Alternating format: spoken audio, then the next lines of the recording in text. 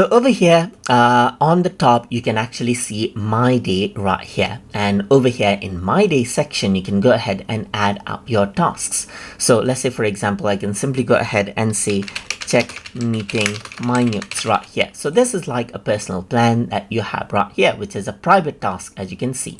You can also see the board view right here. And as with any other boards, you can go ahead and manage them out.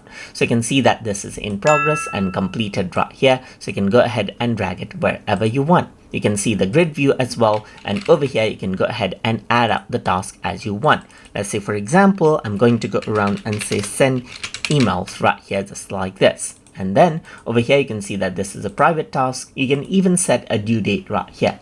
So this my day section is the place for you right here. So it says what will the day bring and so forth. So on this particular day, you can go ahead and add in the task so that you can track yourself on what you're doing. So I hope you guys learned something as always. And as always, please like, comment, share, and subscribe.